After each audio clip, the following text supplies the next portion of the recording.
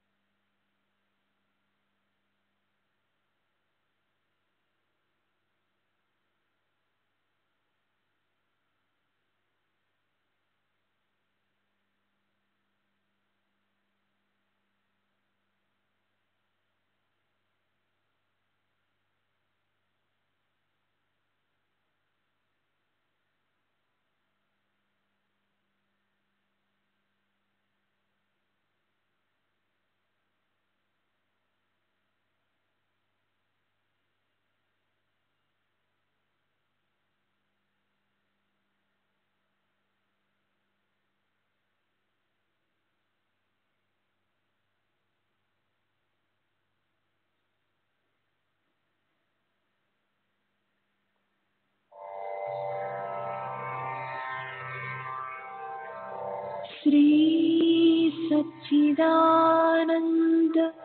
सद्गुरु साईनाथ महाराज की जय।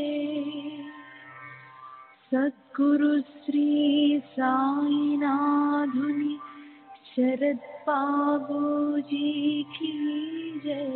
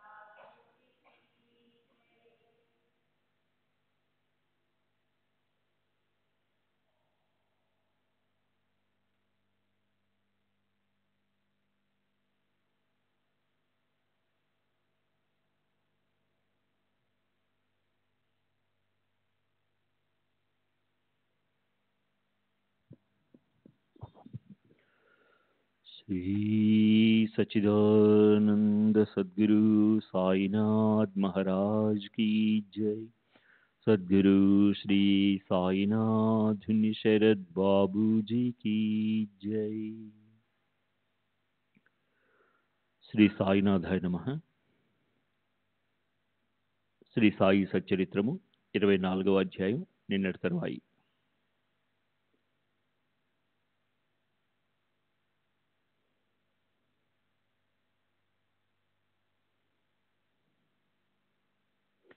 ఈ కామ క్రోధ అభిమానాలనే విషం వంటి మూడింటి తరంగాలను గోవిందుడు నశింపజేస్తాడు. నిజానికి ఈ మనోవికారాలు నా స్వరూపంలోనే లయమవుతాయి, లేదా అవి నా రూపాన్నే పొందుతాయి, నా పాదాలయందే విశ్రమిస్తాయి. అలా అభ్యాసం చేయగా మనోవృత్తి క్షీణించి కొంతకాలానికి నిర్మూలనమై మనసు వృత్తి శూన్యమవుతుంది.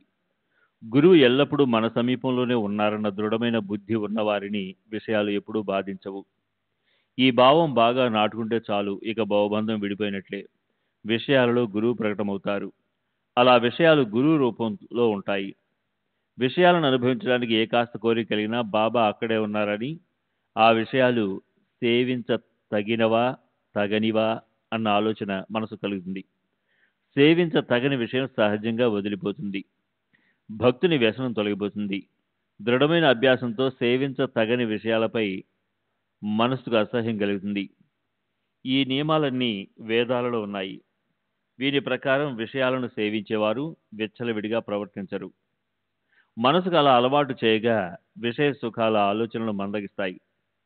గురువు యొక్క ఆరాధన ఎందు ప్రీతి కలుగుతుంది. శుద్ధ జ్ఞానం మొలకెత్తుతుంది. శుద్ధ జ్ఞానం అభివృద్ధి కాగా దేహబుద్ధి అనే బంధనం విడిపోతుంది. అప్పుడు ఆ శుద్ధ బుద్ధి అహం బ్రహ్మ అనే భావంలో లీనమై ఆనందం ప్రాప్తిస్తుంది. ఈ శరీరం క్షణభంగురమైన పరమ పురుషార్థాన్ని సాధించేది దీని ద్వారానే. మోక్షం కంటే గొప్పదైన భక్తి యోగాన్ని ప్రసాదింపజేసేది ఈ శరీరమే. ధర్మార్థ కామ మోక్షాలనే 4 పురుషార్థాలపైన పంచమ పురుషార్థం భక్తి యోగం. అలౌకికమైన ఈ భక్తి యోగానికి సమానమైనది వేరే ఏదీ లేదు. గురు సేవలో కృతార్థులైన వారికి ఈ మర్మాలు యథార్థంగా అర్థమవుతాయి. వారికే భక్తి జ్ఞానాలు పరమార్థం ప్రాప్తిస్తాయి.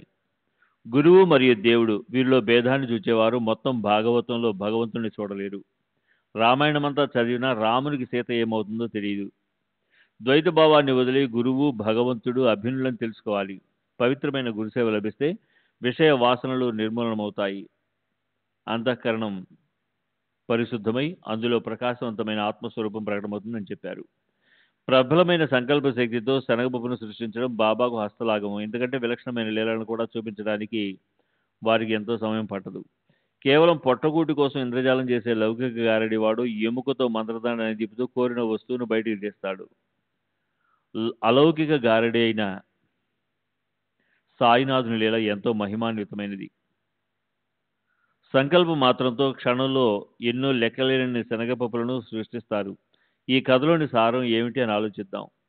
పంచ విషయాలలోని ఏ విషయ సుఖమైనా బాబా లేకుండా సేవించరాదు అని మనసుకు ఇలాంటి శిక్షణనిస్తే ఇది బాగా గుర్తుండి ఇచ్చిపుచ్చుకునే లావాదేవీలలో సాయి చరణాలు ఎప్పుడూ గుర్తుంటాయి.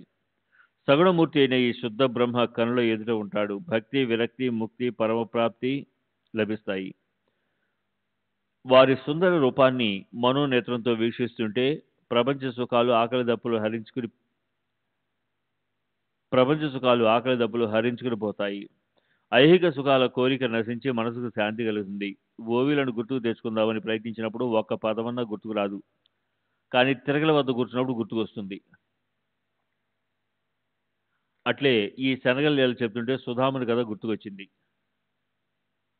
ఒకసారి బలరాముడు, కృష్ణుడు, సుధాముడు గురువు ఆశ్రమంలో సేవ చేస్తుండగా కర్రలను తేవడానికి బలరాముని, శ్రీకృష్ణుని పంపారు. గురుపత్ని ఆజ్ఞాపించగా కృష్ణుడు, బలరాముడు అరణ్యానికి వెళ్లారు. వారి వెనుక సుధామును కూడా పంపారు. తరువాత గురుపత్ని సుధామునికి శనగలనిచ్చి అరణ్యంలో ఆకలైనప్పుడు వీరిని ముగ్గురు తినడని ఆజ్ఞాపించింది. తర్వాత అడవిలో కృష్ణుడు అన్నా దాహం వేస్తుంది అని అంటే సుధాముడు శనగల మాట చెప్పకుండా ఏమన్నాడు వినండి. పరగడమున నీరు త్రాగకూడదు, కాసేపు విశ్రమించు అని అన్నాడే గాని ఈ శనగలను తినమని చెప్పలేదు. కృష్ణుడు సుధాముని ఒడిలో విశ్రమించాడు. కృష్ణుడి కళ్ళు మూతపడగానే సుధాముడు శనగలను తినసాగాడు. అన్నా ఈ శబ్దం ఏమిటి, ఏం తింటున్నావు అని కృష్ణుడు ప్రశ్నించగా ఇక్కడేముంది తినడానికి, చలిమంట వలన పళ్ళు పటపడమంటున్నాయి. విష్ణు సహస్రనామాన్ని కూడా చక్కగా స్పష్టంగా ఉచ్చరించలేకుండా ఉన్నాను అని చెప్పాడు. సుధాముని ఈ మాటలు విని సర్వసాక్షి అయిన కృష్ణ పరమాత్మ నాకు సరిగ్గా ఇటువంటి కలే వచ్చింది. ఒకరి వస్తువును మరొకరు తింటుండగా ఏం తింటున్నావు అడిగితే ఏముంది తినడానికి మట్టి అని అన్నాడు. ఆ వాణి యథార్థమైంది. అన్నా అది ఒట్టి స్వప్నమే, నేను లేకుండా నువ్వు ఎప్పుడైనా తింటావా, ఇంకా నేను కలలోనే ఉండడం వలన ఏం తింటున్నావు అని అడిగాను అన్నాడు. పూర్వాశ్రమంలో కృష్ణుల లీల సుధామునికి తెలిసి ఉంటే ఈ తప్పు చేసి దాని పరిణామాన్ని అనుభవించి ఉండేవాడు కాడు. ఆ దోషం మాత్రం సాధారణమైందే. అతడు పరమ దారిద్ర్యానికి గురయ్యాడు.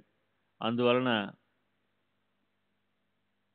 ఎవరికి పెట్టక ఒక్కరే తినేవారు దీనిని గుర్తుంచుకోవాలి. శ్రీకృష్ణ పరమాత్మకు సగుడైన సుధాముని వంటి భక్తునికి నియమంలో కించిత్తు పొరపాటు రాగా సంసారంలో చాలా బాధను అనుభవించాడు. తరువాత అతనే భార్య కష్టార్జితమైన పిడికెడు అటుకులను ప్రేమతో సమర్పించగా కృష్ణుడు ప్రసన్నజితుడై అతనికి ఐశ్వర్యాన్ని ఇచ్చి సంతుష్టుని చేశారు. ఇప్పుడు ప్రబోధాత్మకమైన మరొక విషయాన్ని చెప్తాను. అది మొదట వినోదాన్ని, ఆనందాన్ని కలిగించిన చివర జ్ఞానాన్ని కలిగించే విషయం. ఒకరికి పరమార్థ బోధ ఇష్టం, మరొకరికి తర్కం, యుక్తివాదం, మరొకరికి పరిహాసం, వినోదం ఇష్టం. ఇలా అందరికీ ఆనందమే ఆనందం. ఇది ఒక పరిహాస కథ. ఒక స్త్రీ మరియు ఒక వృద్ధునికి సాయిబాబా దర్బార్లో తగుబడింది. అది ఎవరిని అగౌరవపరచకుండానే తొలగింపబడింది. ఈ కథ కూడా రసపూరితమైనది. శ్రోతలకు చాలా ఆనందాన్ని కలిగిస్తుంది. భక్తులు తమలో తాము పోట్లాడుకుంటుంటే హాస్యరసం ఉత్పన్నమవుతుంది. శ్రీ సచ్చిదానంద సద్గురు సాయినాథ్ మహారాజ్ కీ జై. సద్గురు శ్రీ సాయినాథుని శరద్ బాబూజీ కీ జై.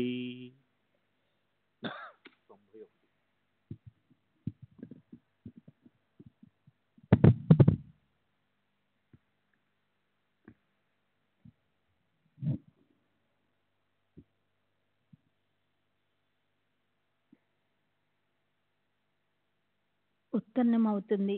దామోదర్ ఘనశ్యామ్ అన్న భక్తుని ఉపనామం బాపరే. వాడుకలోనున్న పేరు అన్నా చంచనీకరు. అతనికి బాబాపై అమితమైన ప్రేమ.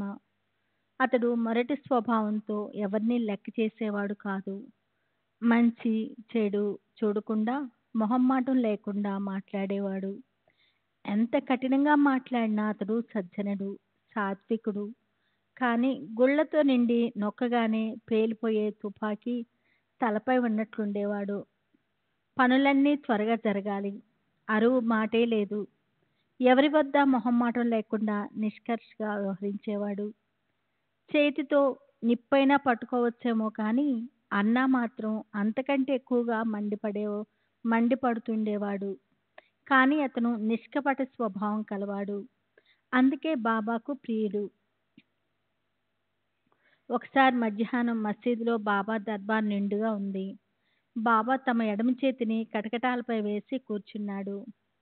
ఏమీ ఎరగనట్లు తటస్థంగా ఉన్నట్లు కనిపించినా బాబా భక్తులతో పోట్లాటకు రగిలించి కోపతాపాలను కలిగించి వారికి నచ్చచెప్తుండేవారు. భక్తుల్లో ఒకరు బాబా నడుం పట్టేవారు, ఒకరు వారి పాదాలను పట్టేవారు, మరొకరు వారి వీపును పొట్టను మర్దించేవారు. ఆ రీతిగా సేవ చేసేవారు. బాబా ఊర్ధ్వరేత పరిశుద్ధ ఆచారాలను కలబల బ్రహ్మచారి స్త్రీలను పురుషులను అందరినీ సేవ చేయనిచ్చేవారు. అన్నా బయట కటకటాల వద్ద వంగి బాబా ఎడమ చేతిని మెల్లమెల్లగా పట్టుతున్నాడు. కుడివైపు పరిస్థితిని స్వస్థచిత్తులై వినండి. అక్కడ బాబా యందు అనన్యభక్తి కలిగిన ఒక స్త్రీ ఉంది. బాబా ఆమెను అమ్మా అని పిలిచేవారు. జనులు పిన్నమ్మ అని పిలిచేవారు. ఆమె అసలు పేరు వేణుబాయి, ఇంటి పేరు కౌజల్కి. ఆమెకు పోయి బాబా పాదాల యందు అసమానమైన ప్రేమ. ఆమెకు సాయి పాదాల యందు అసమానమైన ప్రేమ. అన్నా వయసు 50 దాటింది. నోట్లో పళ్ళు లేవు. పిన్నమ్మ కూడా వయసు మళ్ళింది. ఆ ఉభయులకు తగాదా వచ్చింది. అన్న తన భార్యతో సహా బాబా సేవ చేస్తున్నాడు. వేణుబాయి విధవరాలు. ఆమె బాబా పొట్టను ఆయాసపడుతూ ఒత్తుతుంది. ఆమె మనస్సు నిర్మలమైనది. సాయి సేవను చక్కగా చేస్తుంది. తన 2 చేతులను కలిపి బాబా పొట్టను మర్దం చేయసాగింది. వెనక నుండి ముందు పొట్ట వరకు 2 చేతులతో పట్టుకొని మజ్జిగ చిలుగుతున్నట్లు ఒత్తసాగింది. అలా ఆమె బాబాను స్మరిస్తూ నిర్భయంగా ఒత్తుతూ ఉంది. బాబా కూడా కిమ్మనకుండా వారికే బాధ లేదా అన్నట్లున్నారు. ఆమె చాలా వింతగా పొట్ట వీపుకు అంటుకుపోయేలా బాగా నలిపేస్తూ పొట్ట ఒత్తుతూ ఉంది. ఆమె ప్రేమతోనే చేస్తున్నా చూచేవారికి దయ కలుగుతుంది. భక్తులకు ఎల్లప్పుడూ క్షేమం కలగాలని, వారు అనవరతం తమ స్మరణలో ఉండాలని, వారి నుండి సాయి నిష్కపటమైన ప్రేమను తీసుకొని ఎటువంటి సేవనైనా స్వీకరించేవారు. మనకు సత్పురుషుల సత్సంగం లభించటానికి మన తపోశక్తి ఏపాటిది? కానీ దీనవత్సలుడైన సాయి తన భక్తులనెప్పుడూ ఉపేక్షించరు. ఆమె ఒత్తటంలో ఎంత నేర్పు ఉన్నది! దానితో బాబా క్రిందకి పైకి ఊగిపోతున్నారు. ఆమె కూడా అట్లా కదులుతూ ఉంది. ఆ సేవ విచిత్రమైనది. అన్న ముందుకు వంగి ఉన్నా కదలక స్థిరంగా ఉన్నాడు. వేణుబాయి సేవ యందు లీనమై ఉండటం వల్ల ఆమె ముఖం క్రిందకి పైకి కదులుతూ ఉంది. అప్పుడు ఏమైంది? ఆమె సాయి సేవా సుఖంలో బాబా పొట్టను పింజేస్తుండగా గబక్కన ఆమె మొహము అన్నా ముఖం వద్దకు వచ్చింది. అప్పుడు మంచి హాస్య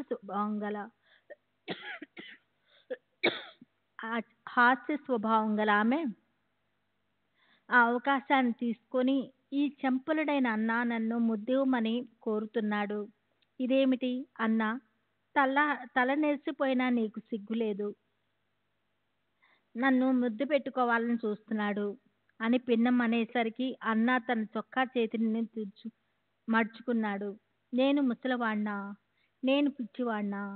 నేనేమైనా అంత మూర్ఖుణ్ణా? నీవే మొహంలో మొహం పెట్టి నాతో తగువుకు తయారయ్యావు అని అన్నాడు. బాబాకు వారిద్దరి యందు ప్రేమ.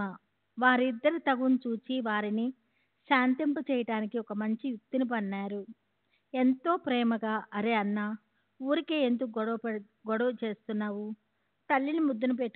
తల్లిని ముద్దు పెట్టుకోవటంలో అనుచితమేముందో అర్థం కావటం లేదు అని అన్నారు. దానిని విని ఇద్దరూ చల్లబడ్డారు. హాస్య రసవాణి అక్కడికి అయిపోయింది. అందులో నుండి ప్రేమతో కూడిన హాస్యరసం ఉప్పొంగింది. ఆ పరిహాసం అందరికీ నచ్చింది. చూడటానికి ఇంత చిన్న కథే. దీనిలోని మర్మాన్ని తెలుసుకోగల శ్రోతలు ఇందులోని మాధుర్యాన్ని గ్రహించగలరు.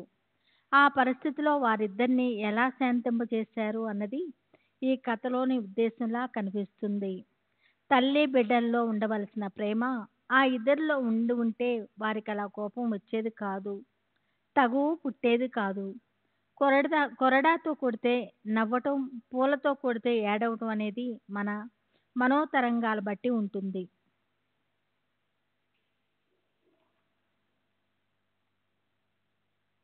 ఈ అనుభవం ఎవరికీ లేదు, ఇది ఎవరికీ తెలియదు. బాబా సమయోచితంగా చెప్పిన మాటల్లోని విశేష జ్ఞానాన్ని శ్రోతలు గ్రహించి శాంతంగా ఉంటారు.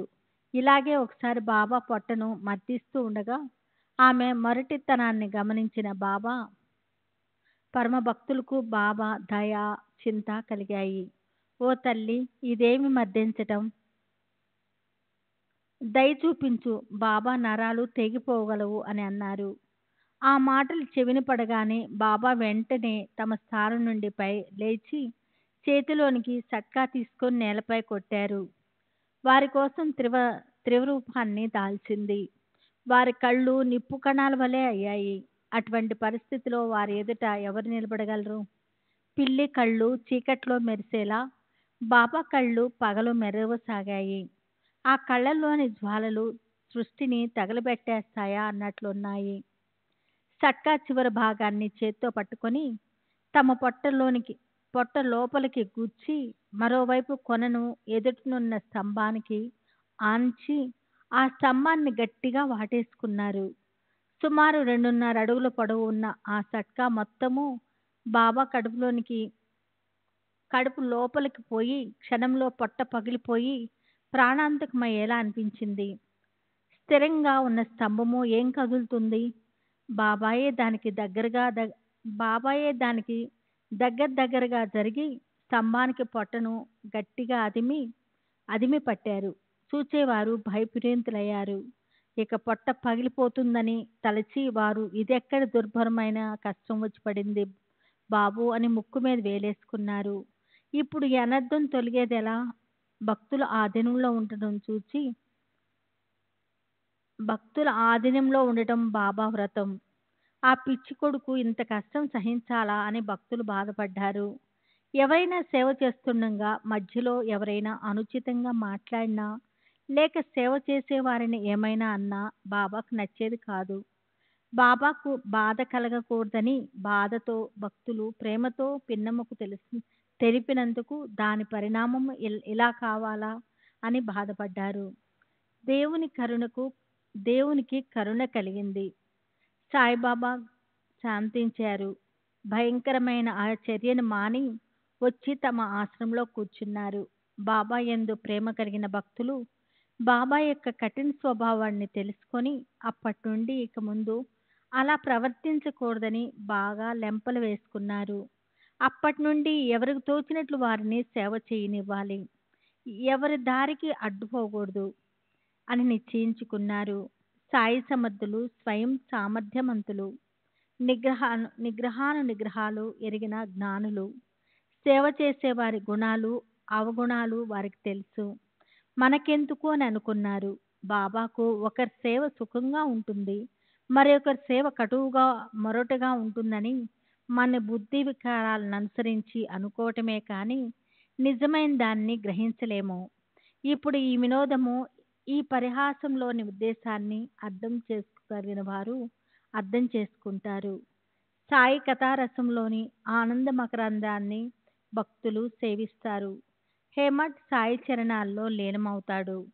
తర్వాత అధ్యాయంలో ఇంతకంటేనూ గంభీరమైన కథలో సాయి దయామయులు భక్త దామోదరుని కోరిక తీర్చుతారు. అది కూడా గొప్ప చమత్కారము. దామోదరు ప్రపంచంలో చాలా కష్టాలు పడుతుంటే అతన్ని తమ వద్దకు రప్పించుకొని అతని బాధను తీరుస్తారు. స్వస్తి శ్రీ సంత సజ్జన ప్రేరితము భక్త హేమాడ్ పంతు విరచితము అయిన శ్రీ సాయి సమర్థ సచ్చరిత్రంలో వినోద విలసితమను 24వ అధ్యాయం సంపూర్ణము. శ్రీ సద్గురు సాయినాథార్పణమస్తు. శుభం భవతు. శ్రీ సచిదానంద సద్గురు సాయినాథ్ మహారాజ్ की जय. सद्गुरु श्री साईनाथुनि शरद बाबूजी की जय.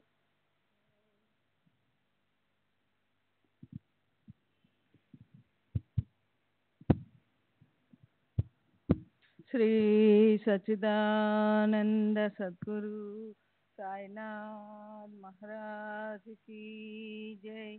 सद्गुरु श्री साईनाथुनि शरद बाबू जी की जय. శ్రీ సాయి సచ్చరిత్ర 25వ అధ్యాయం.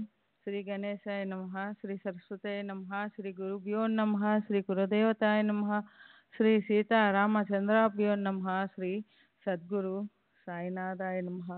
కృపా సాగర్లైన సాయి మహారాజు సాక్షాత్తు పరమేశ్వరుని అవతారం, పూర్ణ బ్రహ్మ. మహాయోగీశ్వరులైన వారికి సాష్టాంగ నమస్కారం. జయ జయ సాధుల లామ మంగళధామ ఆత్మారామ సాయి సమర్థ భక్త విశ్రామ పూర్ణకామ మీకు ప్రణామాలు. గత అధ్యాయంలో హాస్యరసం గురించిన వర్ణన జరిగింది. భక్తులను ప్రేమించే సాయిబాబా ఎల్లప్పుడూ వారిని రంజింప చేస్తూ ఉంటారు. సాయి పరమ దయామూర్తి. వారి యందు అనన్య భక్తి ఒకటి ఉంటే చాలు. భక్తి శ్రద్ధలున్న భక్తులు కోరుకున్న దానికి కొదవలేదు. శ్రీకృష్ణుడు ఉద్ధవునితో సద్గురువు నా రూపమే అని చెప్పాడు.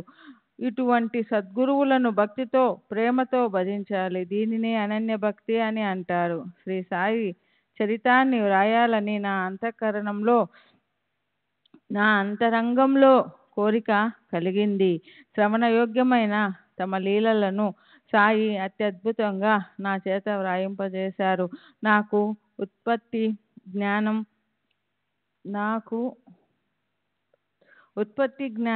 రచనా అర్హత లేకున్నా పామరులైన నాకు స్ఫూర్తినిచ్చి భక్తులను జాగృతం చేయడానికి నా ద్వారా ఈ గ్రంథాన్ని రచింపజేశారు. విషయాలను సేకరించు అని నా వంటి అజ్ఞానానికి వారు ఆజ్ఞ ఇచ్చినప్పుడు నా అల్ప ప్రజ్ఞ జ్ఞానం సంపన్నమైంది. గంభీర స్వభావులైన సాయి భక్తులను ఉద్ధరించడానికి తమ కథా సంగ్రహాన్ని అందిస్తారని నాకు ధైర్యం కలిగింది. లేకపోతే ఈ వాగ్విలాసానికి నేను సాహసించగలనా? సాయి చరిత్ర రూపంలో ఉన్న ఈ చరితామృత రసం సత్పురుషుల రచనా ప్రసాద పాయసం. శ్రీ సాయి సచ్చరిత రూపంలో ఇది భక్తులకు అమృతపు చలివేంద్రం. భవ తాపాన్ని నివారించే సాయి కృపను యథేచ్ఛగా సేవించండి. ఇది చరిత్ర కాదు, చంద్రకాంతం.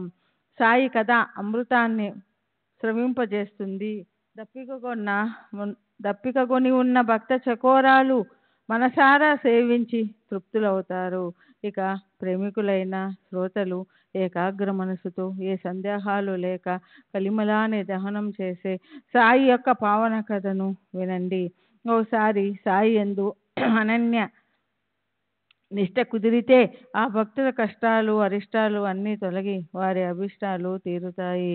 ఈ విషయంలో సాయి యొక్క భక్త వాత్సల్యాన్ని తెలియజేసే ఒక వృత్తాంతాన్ని శ్రోతలు శ్రద్ధగా వింటే మనసుకు ఆనందం కలుగుతుంది. శ్రద్ధగా మనసు పెట్టి ఈ అభినవ కథను వినండి. దయావర్ణమైన గురుమాత గురించిన అనుభవం కలుగుతుంది. ఇది చాలా చిన్న కథ అయినా దీనిలోని అర్థంలో ఎంతో జ్ఞానం ఉంది.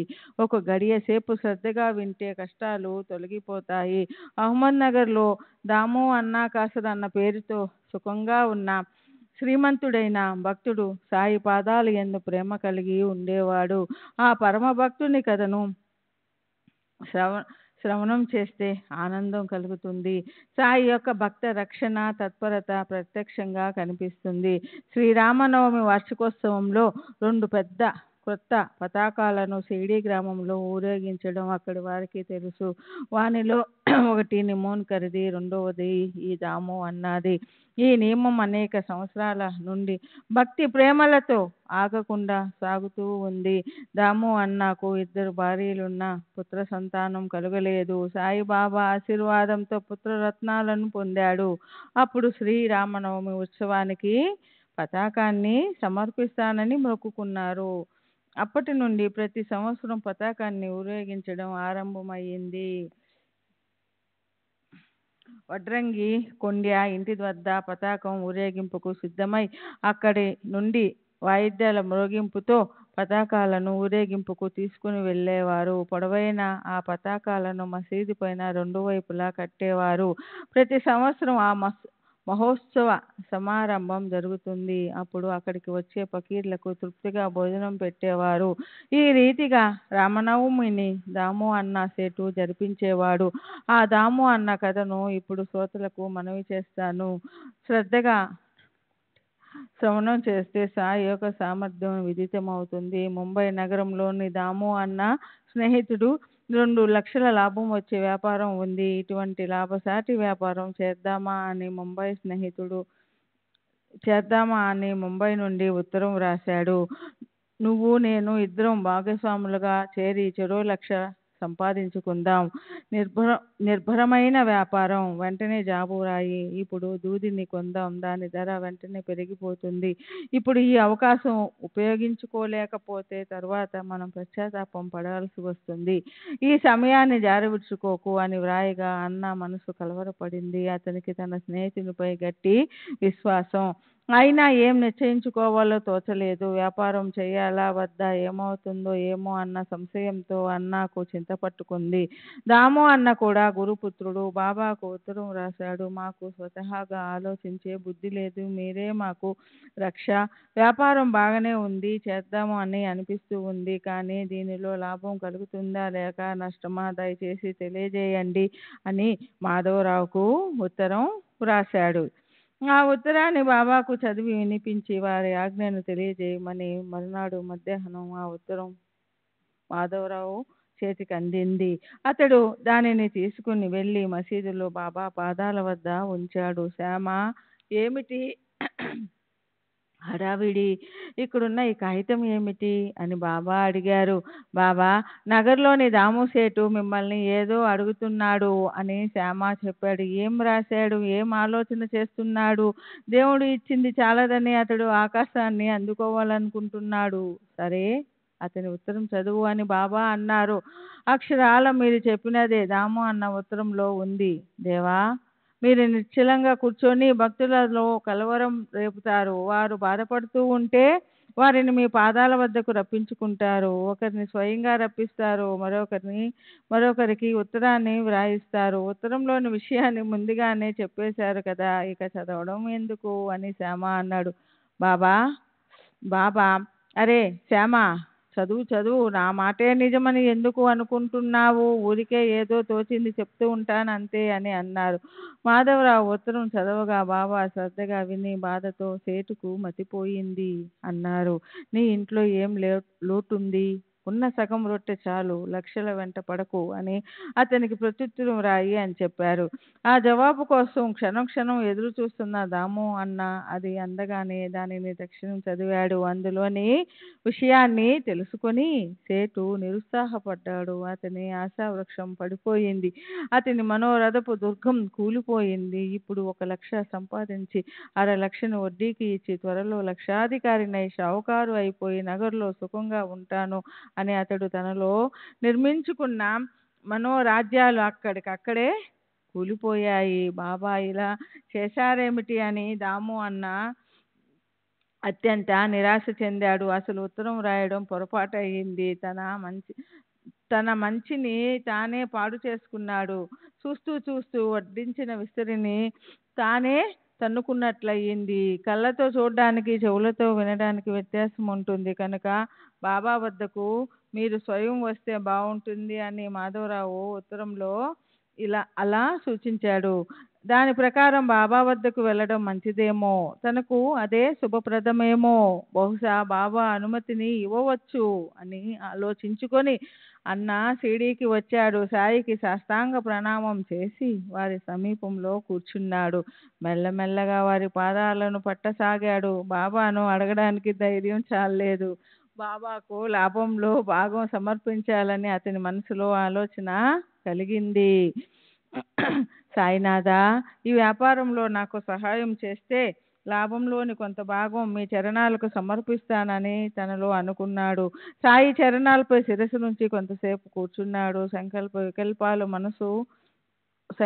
వికల్పాలు మనసు లక్షణం. దాము అన్న మనసులో వ్యాపారం గురించిన ఆలోచన సాగింది. భక్తుడు అనేక రకాల కోరికలను కోరుకుంటాడు, కానీ తన నిజమైన శ్రేయస్సును తెలుసుకోడు. గురువు ఒక్కడే శిష్యుని భూత భవిష్య వర్తమానాలలోని హితాన్ని తెలుసుకుంటారు. ఎవరైనా తన మనోగతాన్ని ఎంత గుప్తంగా ఉంచినా సర్వంతర్యామి అయిన సాయి సమర్థులు వారి అంతరంగంలోని దానిని తెలుసుకుంటారు.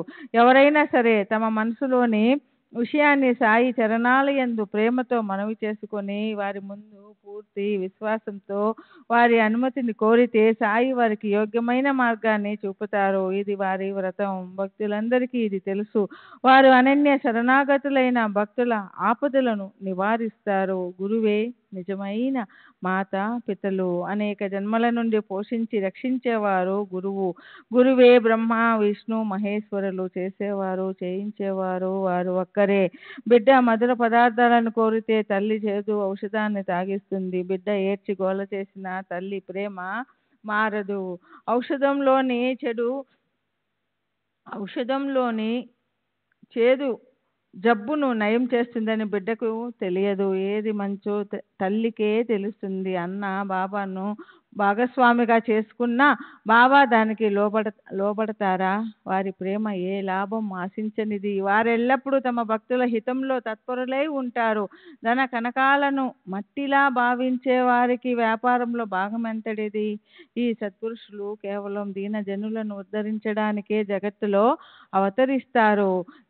యమ నియమ సమధమాది సంపదలున్నవారు, మాయా మత్సరాది వికారాలనే దోషాలు లేనివారు, కేవలం పరులను అనుగ్రహించడానికే జీవించేవారు సత్పురుషులు. దాము అన్న యొక్క భాగస్వామ్యం అనే ఆలోచన అతని మనసులో రహస్యంగా ఉండగా బాబా బయటికి ఏం సమాధానం చెప్పారో శ్రద్ధగా వినండి. జీవుల యొక్క భూత భవిష్యత్తు వర్తమానాలు వారి మనోగతాలన్నీ బాబాకు కరతలామలకం. భక్తుల యొక్క భవిష్యత్తు బాబాకు పూర్తిగా తెలుసు. సమయానికి సరిగ్గా వారు ఏ విధంగా హెచ్చరించారో వినండి. అపనే నహీరే భావు కిసీమే,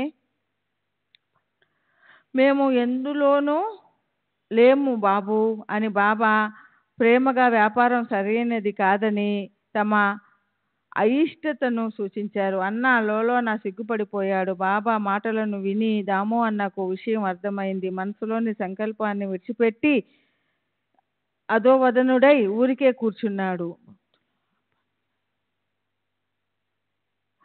అతని మనసులో మరో ఆలోచన కలిగింది. బియ్యం, గోధుమలు వంటి ధాన్యాలతో మరో వ్యాపారం చేస్తాను అని. దానికి బాబా ఇచ్చిన సమాధానాన్ని వినండి. 5 షేర్లు చొప్పున కొని 7 షేర్లు చొప్పున అమ్ముతావు అని చెప్పారు. వారి మాటలు విని అన్న మనసులో సిగ్గుపడిపోయాడు. సృష్టిలో ఎక్కడ ఏది సంభవించినా సాయి దృష్టిలో పడకుండా ఉండదు. కింద పైన ఇక్కడ అక్కడ అంతా వారికి అవగతం. ఇక్కడ దాము అన్న స్నేహితుడు అన్న వద్ద నుండి జవాబు రాక ఏం చేయాలో తెలియక ఆలోచనలో పడ్డాడు. తర్వాత జరిగిన వృత్తాంతమంతా అందరికీ దాము అన్న ఉత్తరం రాయగా అతడు అది చదివి ఆశ్చర్యపోయాడు. కర్మగతి ఎంత విచిత్రం అని అనుకున్నాడు. చేతిలోని వ్యాపారాన్ని తాను స్వయం ఆలోచించకుండా ఆ ఫకీరు సలహా కోరడం ఎందుకు? వృధాగా లాభాన్ని వదులుకున్నాడు. దేవుడు ఇస్తే కర్మ లాగేసుకుంటుంది. జరగవలసిన దానిని బట్టే బుద్ధి పనిచేస్తుంది. ఇంత చక్కటి వ్యాపారంలో మధ్యన ఆ ఫకీరెందుకు?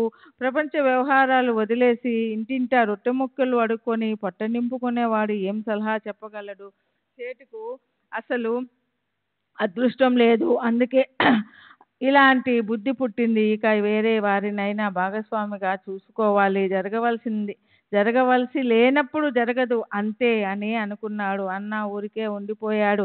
అతని స్నేహితునితో కర్మకాలిన ఒక వ్యక్తి భాగస్వామిగా చేరి కష్టాలలో పడ్డాడు. సట్టా వ్యాపారం చేయగా అతని రోజులు బాగా లేక అక్కడ కూడా దెబ్బతిని నష్టపోయాడు. ఫకీర్ మాట వినినందుకు శిక్ష.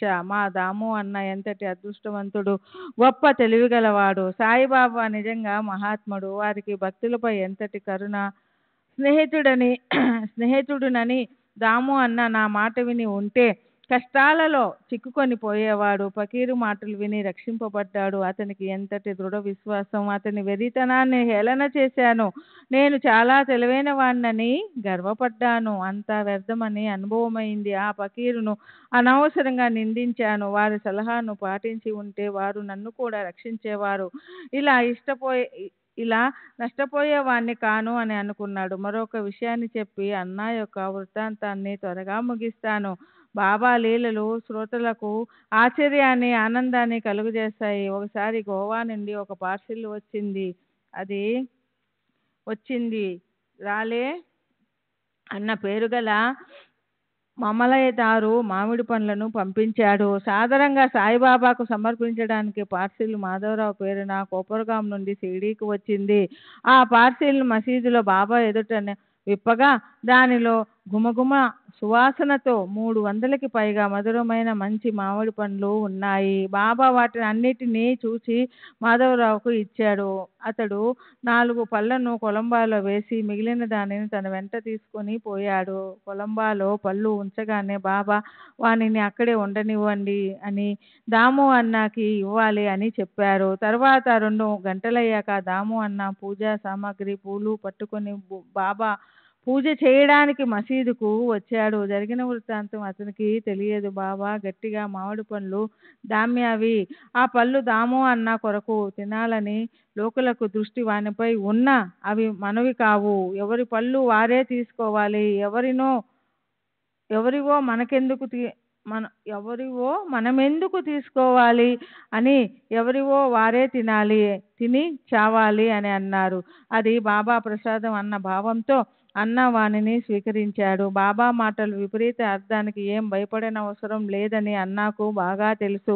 పూజను ముగించుకొని అన్న వెళ్ళాడు. మరలా వచ్చి బాబా ఈ పళ్ళను పెద్ద భార్యకా లేక చిన్న భార్యకా ఎవరికి ఇవ్వాలో నాకు తెలియదే అని అడిగాడు. బాబా చిన్న భార్యకి ఇవ్వు, ఆమెకు 8 బిడ్డలు కలుగుతారు. 4 మగపిల్లలు, 4 ఆడపిల్లలు. ఈ మామిడి పళ్ళ లీలల వలన కలుగుతారు అని చెప్పారు. దాము అన్నకు పుత్ర సంతానం లేకపోవడం వలన అనేక ప్రయత్నాలు చేశాడు. సాధు సత్పురుషులను ఆశ్రయించి వారి అనుగ్రహం మరియు ఆశీస్సుల కోసం వారిని భజించేవాడు. గ్రహాల అనుగ్రహం కోసం జ్యోతిష్యం విద్య నేర్చుకుని స్వయం జ్యోతిష్యుడయ్యాడు. జ్యోతిష్య ప్రకారం తనకు సంతాన ప్రాప్తి లేదని తెలుసుకుని అతడు నిరాశ చెందాడు. అయినా సాయి సత్పురుషుని ముఖతా వచ్చిన వచనాలు, వారి ప్రసన్నత అతనికి మరలా ఆశను, ధైర్యాన్ని కలిగించాయి. ఆ తర్వాత కొంతకాలానికి బాబా వదనం ఫలించింది. వారి అనుగ్రహం మామిడి పళ్ళ రూపంలో అంకురించి సంతాన ఫలమిచ్చింది. బాబా చెప్పినట్లుగానే జరిగి అతనికి సంతానం కలిగింది. జ్యోతిష్యం నిష్ఫలమయ్యింది. సాయి మాట అమోఘమని నిశ్చయమయ్యింది. ఇది బాబా శరీరధారులై ఉన్నప్పుడు వారి వాణి మహిమ. శరీరాన్ని త్యాజించిన తర్వాత కూడా తమ వాక్కు యొక్క మహిమను వారు స్వయం నిర్ధారణగా చెప్పారు. నేను ప్రాణాలు విడిచినా నా వచనాలను ప్రమాణంగా భావించండి. నా సమాధి నుండి నా అస్థికలు మీకు ధైర్యాన్ని కలిగిస్తాయి. నేను కాదు, నా సమాధి మీతో మాట్లాడుతుంది. అనన్య శరణాగతులైన వారి వెనువెంటే ఉంటుంది. నేను మీ కళ్ళకు కనిపించకుండా పోతానని నా కోసం చింతించకండి. నా ఎముకలు మీతో మాట్లాడుతాయి. అవి మీలో ముచ్చడించడం మీరు వింటారు. నన్ను కేవలం స్మరించండి. అంతఃకరణంలో నా యందు విశ్వాసం ఉంచండి. ఏ కోరికలు కోరకుండా నిష్కామంగా నన్ను ఆరాధించండి. మీరు కృతాకృతులై శుభాలను పొందుతారు. భక్తుల కోరికలను తీర్చే ఓ కల్పతరువా శ్రీ సమర్థ సాయి సద్గురు, మీ చరణాల నుండి వియోగం కలగకుండా కరుణించమని హేమాడు ప్రార్థిస్తున్నాడు. శ్రీ సచ్చిదానంద సద్గురు సాయినాథ్ మహారాజ్ కీ జై. సద్గురు శ్రీ సాయినాథుని శరత్ బాబూజీ की जय. श्री सच्चिदानंद सद्गुरु साईनाथ महाराज की जय. सद्गुरु श्री साईनाथुनि शरत बाबूजी की जय.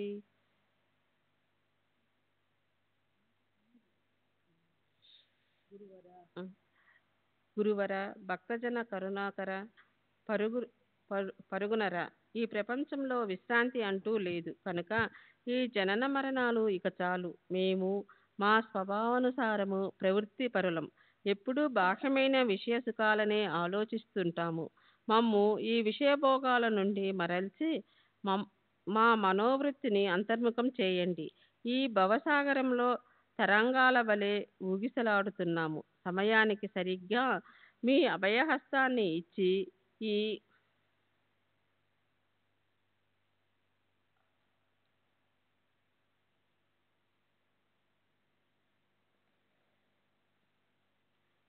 ఈ భవం నుండి విముక్తులను చేయండి. ఇంద్రియాలు స్వేచ్ఛగా దురాచారాలలో ప్రవేశిస్తాయి.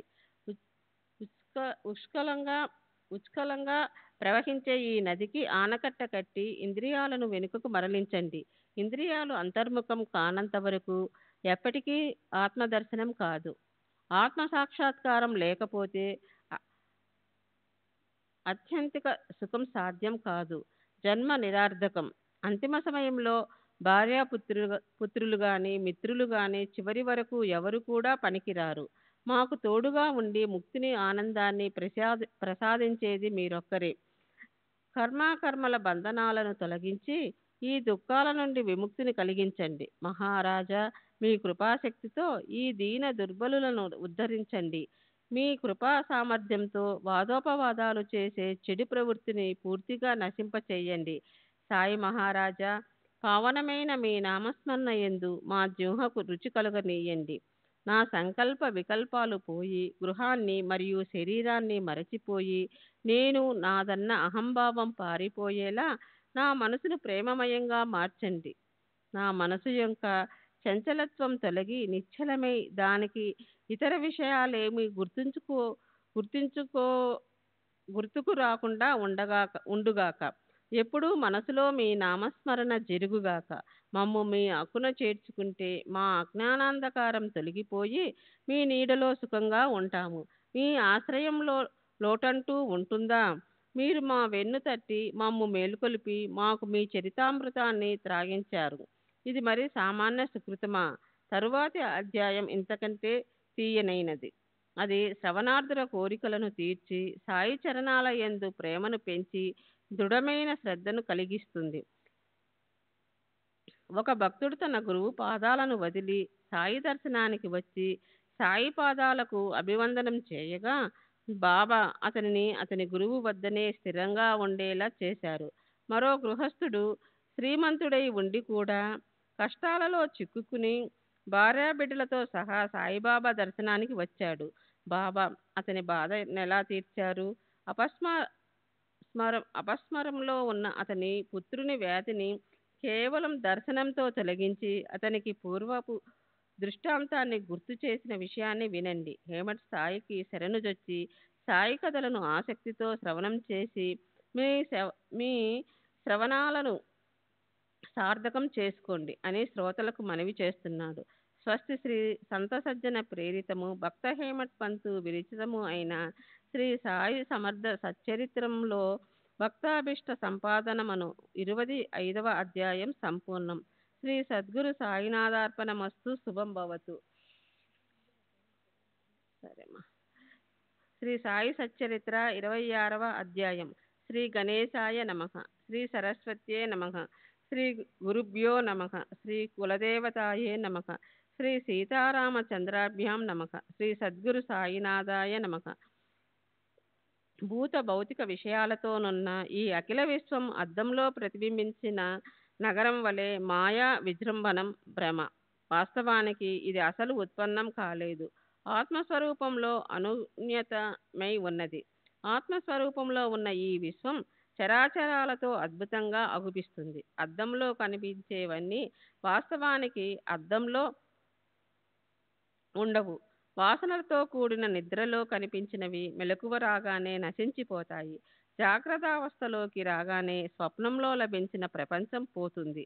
సద్గురుని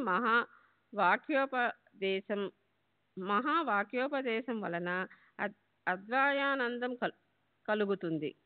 విశ్వం యొక్క స్ఫురణ సత్తా మరియు అధిష్టానమైన గురువాత్మ అగు ఈశ్వరుడు ప్రసన్నుడైనప్పుడే ఆత్మ సాక్షాత్కారం. ఆత్మస్వరూపము సస్వరూపము స్వప్రకాశమైనది. భౌతిక విశ్వం మాయా కౌతుకం లీల. ఆ బ్రహ్మస్తంభ పర్యాంతం భూత భౌతిక జగత్తు అంతా కల్పితం. ఈ విధంగా అంతటా వ్యాపించిన జగత్తు కేవలం మాయ విజృంభితము. ఆత్మస్వరూప జ్ఞానం లేనందువలన త్రాడు సర్పంగా, మాలగా, కర్రగా, ప్రవాహంగా భాషిస్తుంది. అట్లే విస్తరించి ఉన్న ఈ జగత్తుకు ఆత్మస్వరూపంలో చోటు లేదు. గురువు వచనాలను బోధించే సమయం ప్రాప్తించినప్పుడు మాయమయమైన ఈ దృశ్య జగత్తు తత్వజ్ఞానంతో లయమైపోతుంది. ప్రథమ పురుష ఏకవచన రూపమైన గురునాథి అర్థాన్ని మనసులో ఉంచుకుంటే తత్వోపదేశం చేయటంలో గురువొక్కరే సమర్థులు అని శిష్యునకు విదితమవుతుంది. అందువలన మన బుద్ధి ఆత్మపరాయణ అయి నిత్యానిత్య వివేకయుక్తమై వైరాగ్యంతో ఉండేలా చేయమని బాబాను ప్రార్థిద్దాం. శ్రీ సచ్చిదానంద సద్గురు సాయినాథ్ మహారాజ్ की जय. सद्गुरु श्री साईनाथ निसरत बाबू जी की जय.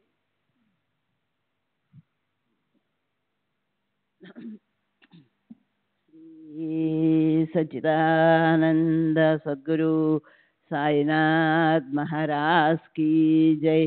सद्गुरु श्री साईनाथ निसरत బాబూజీ కీ జై.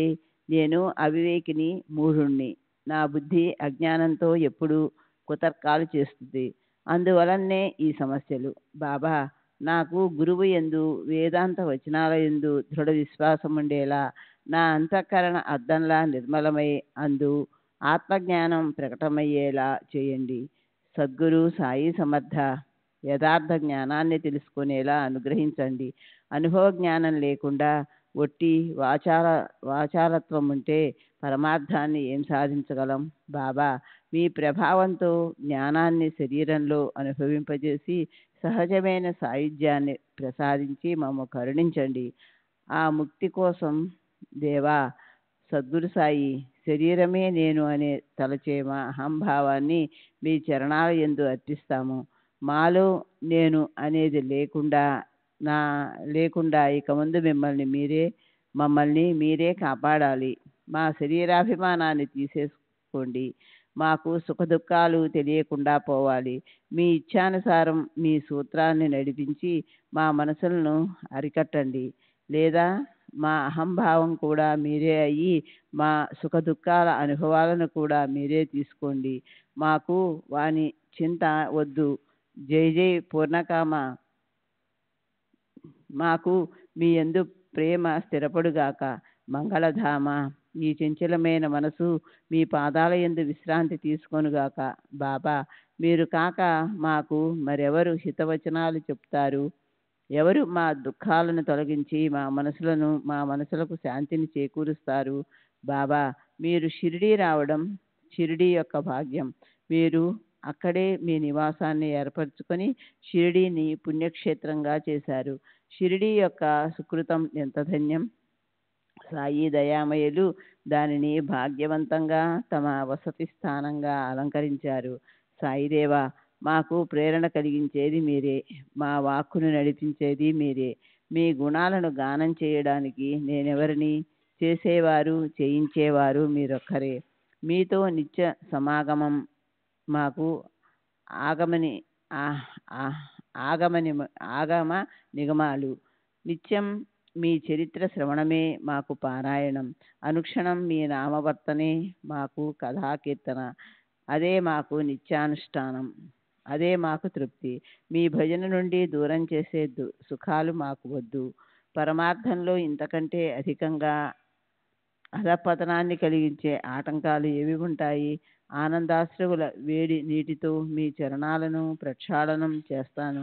నిర్మలమైన ప్రేమ అనే చందనాన్ని మీ శరీరానికి పూస్తాను. మీకు శ్రద్ధ అనే మంచి వస్త్రాన్ని కప్పుతాను. బాహ్యోపచార పూజ కంటే ఈ అంతరంగ పూజా విధానంలో మిమ్ము ప్రసన్నులను చేసి సుఖ సంతుష్టుణ్ణి అవుతాను. సాత్విక అష్టభావాలనే నిర్మలమైన అష్టదళాల కమలాన్ని అచంచలమైన ఏకాగ్ర మనసుతో పావనమైన మీ చరణాలకు సమర్పించి ఫలితాన్ని పొందుతాను. శ్రద్ధాభక్తి అనే బుక్కాను మీ నొసరద్ది, దృఢమైన విశ్వాసం అనే మొలత్రాటిని మీ నడుముకు బంధించి మీ పాదాంగుష్టాల యందు నా కంఠాన్ని అర్పించి అలౌకికమైన ఆనందాన్ని అనుభవిస్తాను. ప్రేమ రత్నాలతో మిమ్ము అలంకరించి నా సర్వస్వాన్ని మీకు దిగదిడుపు దిష్టి తీస్తాను. నా పంచ ప్రాణాలను వింజామరులుగా వేస్తాను. మీ తాప నివారణ కోసం తన్మయత్వం అనే గొడుగును పట్టుతాను. ఈ విధంగా గంధం, అర్ఘ్యం మొదలైన అష్టోపచారాలతో సాయి మహారాజా, మా మంచి కోసం మీకు స్వానంద పూజ చేస్తాను. నా మనోభీష్టాలు తీరడానికి ఎల్లప్పుడూ సాయి సమర్థ అని స్మరిస్తాను. ఈ మంత్రం ద్వారానే పరమార్థాన్ని సాధిస్తాను. నిష్ఠతో కృతార్థుడనవుతాను. గత అధ్యాయంలో దయామయులైన సాయి సమర్థులు తమ దుఃఖాలకు శుభాలను కలిగించడానికి ఎలా బోధించేవారో చెప్పాను. ఇప్పుడు ఈ అధ్యాయంలో బాబా భక్తులను వారి వారి గురువు చరణాలలో ఎలా స్థిరపరిచేవారో ఈ కథా వృత్తాంతాన్ని చెప్తాను వినండి. గత అధ్యాయం చివర పంతు అన్న భక్తుని కథామృతాన్ని తెలియజేస్తానని చెప్పాను. తత్వం బాగా నిశ్చయంగా తెలియడానికి శ్రోతలు శ్రద్ధగా వినాలి. ఆ భక్తునికి బాబా ఎటువంటి అనుభవాలను చూపించారు? అతని నేత్రాలకు నిష్ఠ అనే అంజనాన్ని ఎలా వేశారు? అతడిని తమ గురువు పాదాల యందు దృఢపరిచి ఎలా అతని మనసును శాంతపరిచారో వినండి. ఓసారి పంతు అన్న పేరు గల ఒక భక్తుడు చాలా శ్రమపడి మిత్రుని వెంట సాయిబాబా దర్శనాభిలాషతో షిరిడీ వెళ్ళాడు. అప్పుడే అతడు ఒక గురువు అనుగ్రహాన్ని పొంది వారి యందు శ్రద్ధ కలిగి ఉన్నాడు. అందువలన షిరిడీకి ఎందుకు వెళ్ళాలి అనే సందేహం కలిగింది. అయినా వారి వారి భాగ్యం కొద్దీ అనుకోకుండానే అదృష్టం కలిసి వస్తుంది. అలా అతనికి సాయి దర్శన భాగ్యం లభించి అమోఘమైన సుఖం కలిగింది. తానొకటి తలిచితే దైవం మరొకటి తలచు. విధి ఎదుట ఎవరిది సాగదు కదా. ఆ విషయాన్ని ఇక స్వస్థచిత్తులై వినండి. కొంతమంది షిరిడీకి వెళ్ళాలని నిశ్చయించుకొని తమ ఇళ్ల నుండి బయలుదేరి అందరూ కలిసి రైలు బండిలో ఆనందంగా కూర్చున్నారు. వారు బండిలో ఎక్కేసరికి అక్కడే కూర్చొని ఉన్న పంతుకు వారంతా షిరిడీ వెళ్తున్నట్టు తెలిసింది. పంతు స్నేహితులు, బంధువులు వారిలో ఉన్నారు. పంతుకు షిరిడీ వెళ్ళాలని లేకపోయినా వారి బలవంతం వలన ఇరుగున పడ్డాడు. పంతు మొదట ఎక్కడి వరకు వెళ్ళాలని అనుకున్నాడో అక్కడి వరకే టికెట్ తీసుకున్నాడు. తరువాత తన ఆలోచనను మార్చుకున్నాడు. కానీ మిత్రులు బంధువులు తమ వెంట షిరిడీకి రమ్మని ఒత్తిడి చేయగా పంతు సరేనన్నాడు. పంతు విరార్లో దిగాడు. మిత్రులు ముంబైకి వెళ్ళారు. చేతి ఖర్చుకు అప్పు తీసుకొని పంతు కూడా ముంబైకి వెళ్ళాడు. మిత్రుల మనసు కష్టపెట్టకూడదని తమ గురువు అనుమతిని తీసుకొని అందరూ కలిసి ఆనందంగా షిరిడీ వెళ్ళారు. ఉదయం 11 గంటల సమయాన అందరూ మసీదుకు వెళ్ళారు. అక్కడ భక్తులు బాబా పూజకు గుంపులుగా ఉండటం చూసి వారికి చాలా ఉత్సాహం కలిగింది. బాబాను దర్శించుకొని అందరూ ఆనందించారు. ఇంతలో పంతుకు తల తిరిగి తెలివి తప్పి పడిపోయాడు. అతని ప్రాణం నీరసించిపోయింది. శరీరం చేష్టలు లేకుండా పోయింది. అతని వెంట ఉన్న వారికి భయాందోళనలు కలిగాయి. కానీ సాయిబాబా యొక్క కృపాదృష్టి పడింది. మిత్రులు పంతు మస్తకంపై నీరు చల్లగా అతనికి తెలివి వచ్చింది. తేరుకొని గాబరా పడుతూ లేచి కూర్చున్నాడు. నిద్ర నుండి అప్పుడే లేచినట్లు అనిపించింది. బాబా సర్వజ్ఞులు. పంతు అది వరకే ఒక గురువుకు శిష్యుడన్న విషయాన్ని గ్రహించి అతనికి ధైర్యాన్ని అభయాన్ని ప్రసాదించి అతని నిష్టను అతని గురువు యందే స్థిరపరిచారు. ఎలాంటి సందర్భంలోనైనా మన ఆశ్రయాన్ని విడిచిపెట్టకూడదు. ఎల్లప్పుడూ స్థిరంగా ఉంటూ అనన్యంగా అందరిలోనూ ఏకత్వాన్ని చూడు అని చెప్పారు. పంతుకు అది బాగా అర్థమైంది. తన గురువు స్మరణకు వచ్చారు. సాయిబాబా యొక్క అనుగ్రహం జీవితమంతా గుర్తు ఉంది. అట్లే ముంబై పట్టణ నివాసి హరిశ్చంద్ర అన్న ఒక గృహస్థుడు పుత్రుడు అపస్మార రోగగ్రస్తుడు కావడం వలన ఎంతో దుఃఖపడసాగాడు. విదేశాలలోని వైద్యులయ్యారు. కానీ ఏమీ నయం కాలేదు. అందరి ప్రయత్నాలు వ్యర్థమై సాధు సత్పురుషులు మిగిలారు. క్రీస్తు శకం 1910వ సంవత్సరంలో దాసగను కీర్తనలతో సాయినాథుని కీర్తి బాగా వ్యాపించి షిరిడీ యాత్ర చేసేవారు అధికమయ్యారు. చిన్న గ్రామమే అయినా గొప్ప భాగ్యం వలన షిరిడి పండరీపురం వలె అత్యంత మహిమ కలదవడం వలన యాత్రికులు అధికంగా వచ్చేవారు. సాయిబాబా కేవలం దర్శనంతోనే లేదా కేవలం హస్త స్పర్శతోనో లేదా వారి కృపాదృష్టితోనో రోగాలు తొలగిస్తారని అనేకులకు అనుభవమైంది. బాబాకు అనన్య శరణుతొచ్చిన భక్తులు శుభాలను పొందుతారు. బాబా భక్తుల కోరికలను తెలుసుకొని వారిని తీర్చుతారు. వారి విభూతితో పిశాచాలు పారిపోతాయి. వారి ఆశీర్వచనంతో దుఃఖాలు తొలగిపోతాయి. వారి కృపా కటాక్షంతో బాధలు నశిస్తాయని ప్రజలు షిరిడీకి పరుగు తీస్తారు. బాబా యొక్క మహత్యాన్ని దాసగను గ్రంథాలలోనూ కథా కీర్తనలలోనూ కర్ణాకర్ణిగా విని పితళేకు బాబా దర్శనం చేసుకోవాలని కోరిక కలిగింది. పూర్వపుణ్య ఫలితంగా పితళే భార్య బిడ్డలను రకరకాల పళ్లను వెంట తీసుకొని షిరిడీ వచ్చాడు. పుత్రుని బాబా పాదాలపై పడవేసి తాను స్వయం సాష్టాంగపడ్డాడు.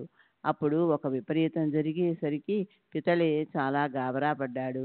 సాయిబాబాను ముఖాముఖిగా చూడగానే పితళే కుమారుడు కళ్ళు తిరిగి అకస్మాత్తుగా తెలివి తప్పి పడిపోయాడు. అతని తల్లిదండ్రులు భయపడిపోయారు.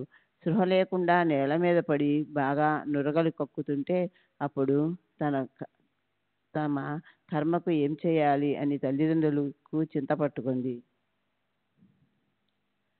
బాలుని శరీరమంతా చెమటలు పట్టాయి. నోటి నుండి వచ్చే నురుగు ఆ పరిస్థితిని చూస్తే బాలుని శ్వాస ఆగిపోతుందేమో అనిపించింది. బాలుడు బ్రతుకుతాడన్న ఆశపోయింది. బాలుడు అలా అంతకు మునుపు అనేక సార్లు స్పృహను కోల్పోవడం జరిగింది. కానీ ఇంతసేపు ఎప్పుడూ ఉండలేదు. ఇప్పుడు ఇది నభూతో నభవిష్యతి వలె ప్రాణాంతకంగా వచ్చింది. ఏమిటి ఇలా జరిగిందని కుమారుని చూచిన తల్లి కళ్ళ నుండి ఆశ్రువులు ఆగకుండా కారుతున్నాయి. అసలు వచ్చింది దేనికి, జరిగిందేమిటి? ఏమైనా ఉపాయం లభిస్తుందని వస్తే అపాయం జరిగింది. సాయి పాదాలు ఇంతటి భూతకమా? మా ప్రయత్నమంతా వ్యర్థమేనా? దొంగల భయంతో ఇంట్లోకి ప్రవేశిస్తే ఇల్లే పైన పడ్డట్లయింది. అట్లే మేమిక్కడకు రావడం జరిగింది జరిగిందని ఆమె అన్నది. పులి తినేస్తుందని ఆవు ప్రాణభయంతో పారిపోతుంటే దారిలో కసాయి ఎదురైనట్లు జరిగింది. శ్రీ సచిదానంద సద్గురు సాయినాథ్ మహారాజ్ की जय. सद्गुरु श्री साईनाथ शरद बाबूजी की जय.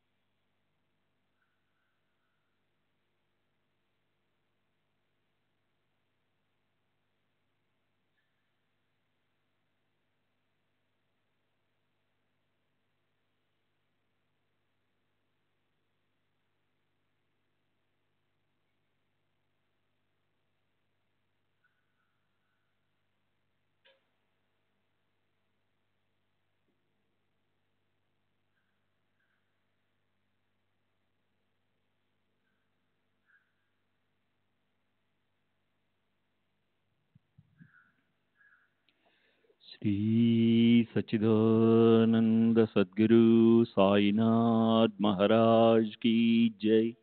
सद्गुरु श्री साईनाथ शरद बाबूजी की जय.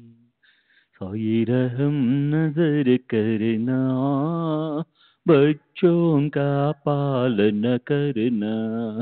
साई रहम नजर करना, बच्चों का पालन करना.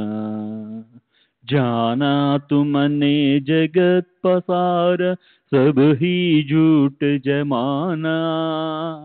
जाना तुमने जगत पसार, सब ही झूठ जमाना. साई रहम नजर करना, बच्चों का पालन करना. साई रहम नजर करना, बच्चों का पालन करना. मैं अंधा हूँ बंदा आपका, मुझसे पथ दिखलाना. मैं अंधा हूँ बंदा आपका, मुझसे पथ दिखलाना.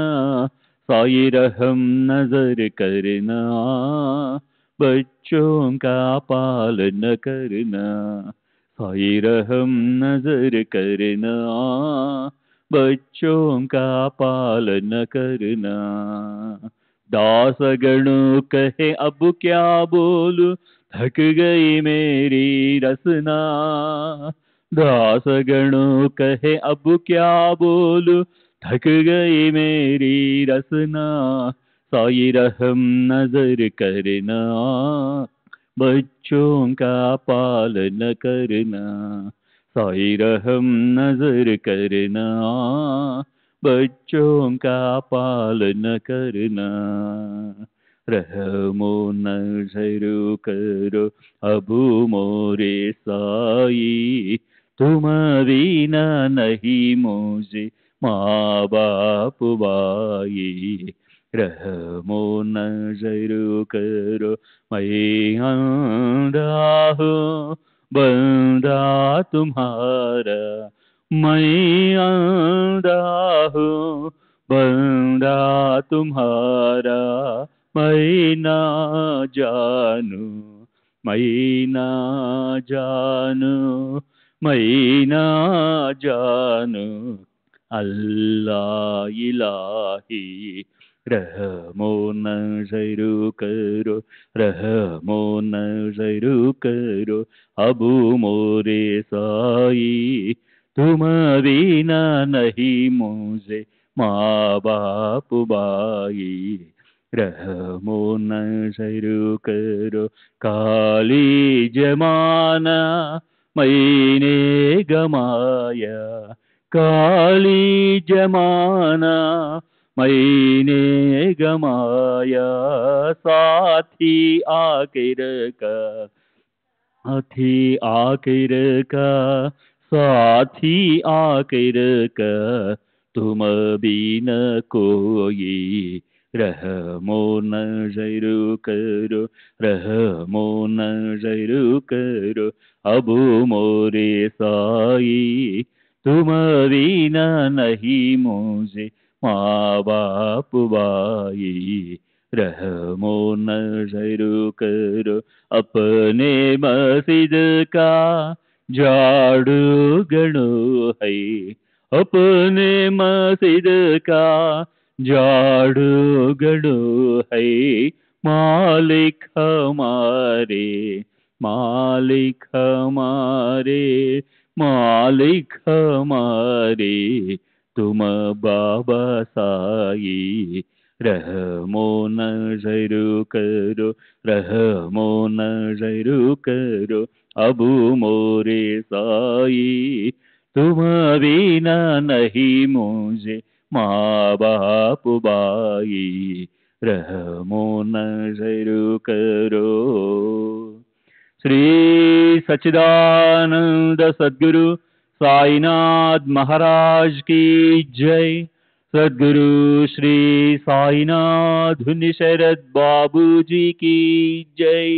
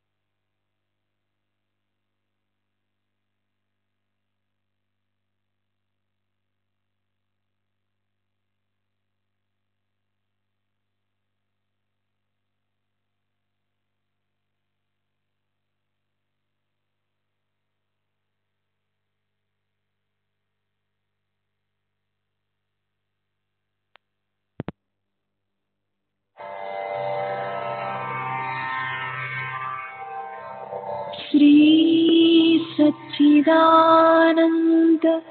सद्गुरु साईनाथ महाराज की जय। सद्गुरु श्री साईनाथ।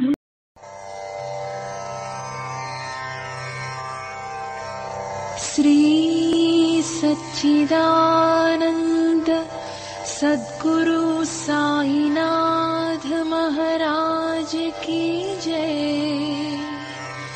सद्गुरु श्री साईनाथ धुनि शरद बाबू जी की जय।